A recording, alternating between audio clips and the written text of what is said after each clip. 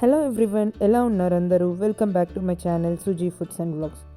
ముందుగా మన ఛానల్ని ఎవరైనా కొత్తగా చూస్తున్నట్లయితే సబ్స్క్రైబ్ చేసుకొని పక్కనే ఉన్న బెల్ ఐకాన్ అయితే క్లిక్ చేసేయండి. ఈరోజు మన ఛానల్లో నేను ఒక సూపర్ టేస్టీ బ్రేక్ఫాస్ట్ రెసిపీ అయితే మీకు చూపించబోతున్నానండి. అదేంటంటే సేమియా ఉప్మా అన్నమాట. చాలామంది చాలా రకాలుగా సేమియా ఉప్మా అయితే చేస్తూ ఉంటారు కదండి, కాకపోతే ముద్దగా వస్తుంది కదా. బట్ నేను చెప్తున్న ఈ కొలతతో చేశారు అంటే కనుక సేమియా ఉప్మా పొడి పొడిగా చాలా టేస్టీగా చాలా బాగుంటుందండి. మరి ఇంకా లేట్ చేయకుండా వీడియోలోకి వెళ్ళిపోదాం. చూడండి, ముందుగా స్టవ్ మీద ఇలా ఒక ప్యాన్ పెట్టుకొని ఇందులో నేను 1 కప్ దాకా సేమియా తీసుకుంటున్నానండి. సేమియాని మనము డ్రై రోస్ట్ చేసుకోవాలండి. లో టు మీడియం ఫ్లేమ్లో పెట్టుకొని మనము సేమియాని అయితే చక్కగా ఫ్రై చేసుకోవాలండి. సేమియా మనకు బాగా ఫ్రై అవ్వాలి. ఇలా లో టు మీడియం ఫ్లేమ్లో పెట్టి ఫ్రై చేసుకోవటం వల్ల ఏంటంటే మనకు సేమియా ఎక్కడ మాడిపోకుండా చక్కగా ఈవెన్గా ఫ్రై అవుతుందండి. ఇలా కలుపుతూ ఫ్రై చేసుకుంటే చక్కగా ఫ్రై అయిపోతుంది. చూసారా, మనకు సేమియా అయితే కొంచెం కలర్ చేంజ్ అయింది కదండి.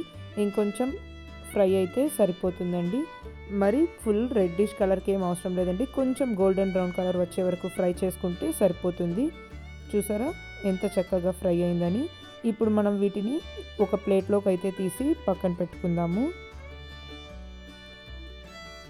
మనకు రోస్టెడ్ సేమియా ఉంటే ఉప్మా అయితే చాలా తొందరగా ఫినిష్ చేసేయచ్చండి, చాలా ఈజీగా చేసుకోవచ్చు. ఇప్పుడు ఈ సేమియాని పక్కన పెట్టుకొని మనం మిగిలిన ప్రాసెస్ అయితే స్టార్ట్ చేసేద్దాం. చూడండి, ఇప్పుడు స్టవ్ మీద ఆల్రెడీ ప్యాన్ ఉంది కదండి, అదే ప్యాన్లో ఒక 1 to 1.5 టేబుల్ స్పూన్ దాకా ఆయిల్ యాడ్ చేసుకోవాలి. ఈ సేమియా ఉప్మాలోకి అయితే ఆయిల్ మరీ ఎక్కువేం పట్టదండి, కొద్దిగా అయితే సరిపోతుంది. ఇందులో మనము పోపు దినుసులు యాడ్ చేసుకోవాలి. ఆవాలు, జీలకర్ర, ఇంకా కొద్దిగా శనగపప్పు, అలానే కొద్దిగా మినపప్పు యాడ్ చేసుకొని బాగా ఫ్రై చేసుకోవాలి. ఇందులోనే 1 టేబుల్ స్పూన్ దాకా జీడిపప్పుల్ని యాడ్ చేసుకొని చక్కగా ఫ్రై చేసుకోవాలండి. ఇందులో జీడిపప్పులు అయితే మీ ఆప్షనల్ అండి. పోపు అంతా చక్కగా ఫ్రై అయిన తర్వాత ఇందులో కొద్దిగా కరివేపాకు యాడ్ చేసుకోవాలి. ఇంకా మీరు సన్నగా కట్ చేసుకున్న అల్లం కూడా యాడ్ చేసుకోవచ్చండి. బట్ నా దగ్గర అల్లం లేదని నేను యాడ్ చేయటం లేదు. ఇప్పుడు ఇందులోనే సన్నగా కట్ చేసుకున్న పచ్చిమిర్చి ఒక 3 యాడ్ చేసుకోవాలి. ఇందులోనే సన్నగా కట్ చేసుకున్న ఉల్లిపాయలు 1 కప్ వేసుకొని బాగా ఫ్రై చేసుకోవాలండి. ఉల్లిపాయలు మనకు కొంచెం కలర్ చేంజ్ అయ్యే వరకు ఫ్రై చేసుకోవాలి. ఇవి తొందరగా ఫ్రై అవ్వటానికి ఇలా కొద్దిగా ఉప్పు యాడ్ చేసుకొని ఫ్రై చేసుకుంటున్నాను.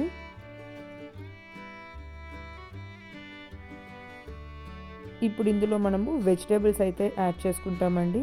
ఇలా హాఫ్ కాక కుక్ అయిన తర్వాత ఇందులో 1 కప్ సన్నగా కట్ చేసుకున్న క్యారెట్ ముక్కలు, ఇంకా 1 కప్ దాకా ఫ్రోజన్ గ్రీన్ పీస్ యాడ్ చేసుకొని బాగా ఫ్రై చేసుకుంటున్నానండి.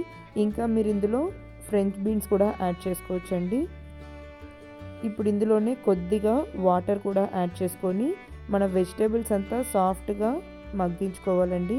ఇలా మూత పెట్టి కుక్ చేసుకుంటే ఈజీగా మగ్గిపోతుంది. ఇప్పుడు ఒకసారి మూత తీసి చూద్దాము. ఇందులో మీరు కావాలంటే టమాటోస్ కూడా యాడ్ చేసుకోవచ్చండి, బాగుంటుంది. ఇప్పుడు ఇలా మళ్ళీ ఫ్రై చేసుకొని కొద్దిగా వాటర్ యాడ్ చేసుకొని మళ్ళీ మూత పెట్టి ఒక 2 నిమిషాల దాకా మగ్గించుకుంటే చక్కగా మగ్గిపోతుందండి. మనకు వెజిటేబుల్ సాఫ్ట్ అయ్యే వరకు ఉడికించుకుంటే సరిపోతుందన్నమాట. చూసారా, మనకి ఇప్పుడు వెజిటేబుల్స్ అయితే చక్కగా ఉడికిపోయింది కదండి.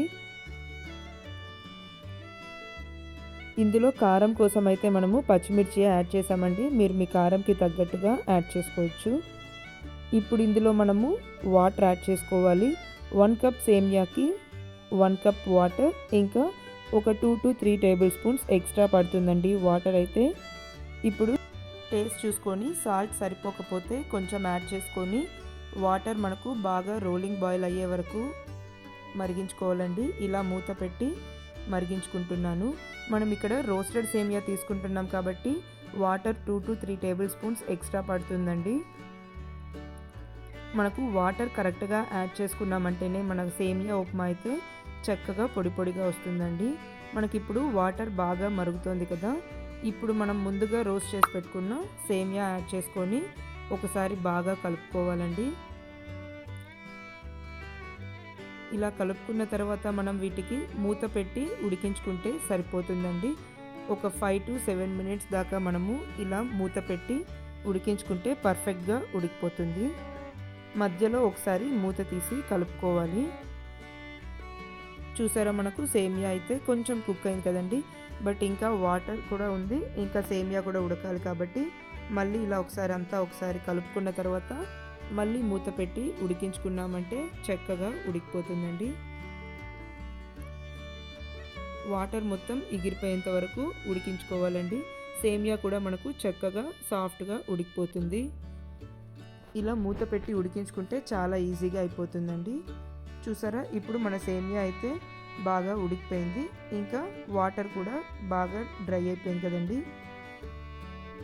ఇలా అంతా ఒకసారి బాగా కలుపుకుంటే ఇంకెక్కడైనా కొద్దిగా వాటర్ ఉన్నా కూడా మనకు డ్రై అయిపోతుంది.